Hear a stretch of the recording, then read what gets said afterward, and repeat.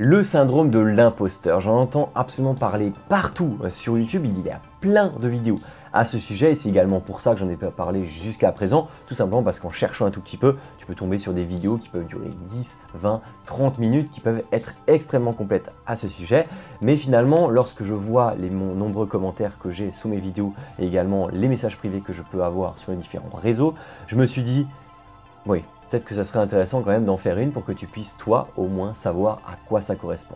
Alors pour faire les choses proprement, on va tout simplement voir avec Wikipédia, tout simplement la description du syndrome de l'imposteur. Ce sont tout simplement des personnes qui sont atteintes du syndrome de l'imposteur, donc syndrome également appelé de l'autodidacte, très important de le savoir. Eh bien, ce sont des personnes qui expriment une forme de doute maladif qui consiste essentiellement à nier la propriété de tout accomplissement personnel. Ça veut dire tout simplement une personne voilà, qui a des compétences, voire même de l'expérience dans un domaine, eh bien, ne va pas se sentir légitime à le vendre ou à le proposer à quelqu'un. Ça peut toucher tout type de population, ça peut être tout simplement un collégien ou un lycéen qui a bien appris sa leçon, qui la connaît par cœur et qui se retrouve devant son contrôle et ne sait tout simplement pas quoi écrire alors qu'il connaît entièrement sa leçon. Ça peut être également un syndrome de l'imposteur. Toi, de ton côté, si tu regardes ma vidéo, c'est que certainement tu es un entrepreneur.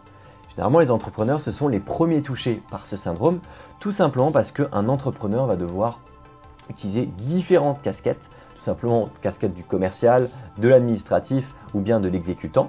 Et dans ce cas-là, plus tu rajoutes de casquettes qui ne sont pas liées à ton métier principal, et plus tu vas avoir des doutes justement à pouvoir maîtriser ces différents métiers. Et justement, si je te fais cette vidéo, c'est justement pour te dire, essaye au maximum de réduire justement ces doutes, même si ce sont des métiers que tu ne connais pas. D'accord? C'est bien normal. Regarde, si je prends l'exemple d'un web designer. Un web designer qui est salarié, il va aller dans une boîte, il va postuler, il va avoir son job, ok? Il aura juste un travail d'exécutant, si tu veux. Il va exécuter son travail. Il n'aura pas besoin de fixer un tarif sur la prestation, de convaincre un client. Non, ça c'est l'équipe commerciale qui s'en charge. Lui, tout ce qu'il a besoin de faire, c'est de créer et il a son salaire à la fin du mois. D'une certaine manière, c'est relativement simple. Et bien toi, si tu es web designer freelance, effectivement, il va falloir que tu démarches des clients, que tu arrives à les convaincre de faire appel à toi. Il faut que tu puisses réussir à fixer un prix à cette prestation. Il faut que tu puisses tout simplement réaliser cette prestation, la livrer et faire en sorte que tout se passe correctement. Et bien entendu, en rajoutant tous ces syndromes-là, enfin toutes ces étapes-là, et bien contrairement à une personne qui est en salarié, qui a ce confort-là, eh bien toi tu n'as pas ce confort. Du coup, tu dois absolument faire tous ces métiers-là qui ne sont pas tes métiers premiers. Dans ce cas-là, plus tu rajoutes justement ces petits doutes-là que tu vas te rajouter, par exemple, voilà, le démarchage client, tu auras peut-être des doutes supplémentaires de réussir à démarcher des clients, rentrer en contact avec eux, discuter avec eux, réussir à les convaincre de faire appel à toi et les convaincre à mettre un tarif sur ta prestation. Et bien dans ce cas-là, toi, ça va augmenter tes doutes et ces doutes-là vont tout simplement te transformer voilà, et te donner le syndrome de l'imposteur. Et à un moment donné, c'est dangereux, le syndrome de l'imposteur pour un entrepreneur. Parce qu'il y a deux choses négatives qui peuvent t'arriver. Premièrement, tu peux tout simplement réduire au maximum tes devis. Et donc à un moment donné, tu vas réduire suffisamment tes devis pour essayer de convaincre ton client, mais en le réduisant d'une manière drastique, tu vas potentiellement ne plus être rentable. Et il y a même des personnes qui, dans un accès justement beaucoup plus maladif, eh bien n'arriveront tout simplement pas à vendre leurs produits tout court. Parce qu'à un moment donné, je le vois très bien avec les plateformes du style Malt, Coder.com, Graphis.com, etc. Eh bien, tu as de plus en plus de créateurs de logos qui se disent créateurs de logos. Eh bien, tous ces graphistes-là, tous ces entrepreneurs, eh bien, ils ont ce fameux syndrome de l'imposteur. Et du coup, qu'est-ce que ça fait? Ça va réduire tout simplement les prix du marché. Ton logo qui est censé être à 500 € minimum, eh bien, il va se transformer en 300, en 200, en 100, voire en 50 €, tout simplement parce que le seul moyen pour ces gens-là sur ces plateformes, c'est de réduire le prix. Parce qu'à un moment donné, le client doit réussir à choisir, voilà, est-ce qu'il va plutôt choisir celui qui est à 100, 200, 50, etc.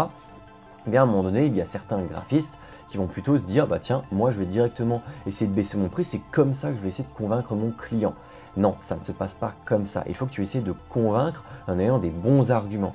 Et ça, forcément, tout le monde ne sait pas le faire et tout le monde n'a pas encore la volonté, la patience, voire l'expérience de le faire. Et donc, dans ce cas-là, toi, eh bien, pour réussir à vendre correctement tes prestations et vivre de ton activité, il faut absolument que tu sortes de cette fameuse zone de confort. Tu le sais très bien, quand tu t'es lancé en tant qu'entrepreneur, tu le sais bien, tu n'as plus de zone de confort, tu es obligé d'en sortir. Ta zone de confort, c'est uniquement l'exécutif. si tu es web designer, c'est uniquement le côté salarié, tu vois, uniquement le côté exécutif. Par contre, tout ce qui est démarchage client, convaincre ton client et faire le projet de A à Z en autonomie, eh bien tout ça, il va falloir que tu l'apprennes et effectivement, ça va te rajouter des doutes supplémentaires. Ne t'inquiète pas, les doutes, tout le monde les a eus, tout simplement. Moi, je les ai également eus et j'ai pu tout simplement les combattre au fur et à mesure du temps. Il faut juste te dire une chose, c'est que si tu veux réussir à combattre le syndrome de l'imposteur, je vais te donner quand même quelques tips à tout simplement mettre en place. À chaque fois que tu vois des freins ou bien que tu vois des difficultés de ton côté par rapport, je ne sais pas moi, à rentrer en contact avec un client, à discuter avec un client, à essayer de lui parler de ton métier, à tout simplement essayer de le convaincre de faire appel à toi ou bien d'essayer de fixer un tarif à ta prestation. Et bien au fur et à mesure, voilà, tous ces points-là, tu vas essayer de voir si tu as des freins. Dès que tu as un frein, tu vas tout simplement te dire, ok, il faut que je travaille là-dessus.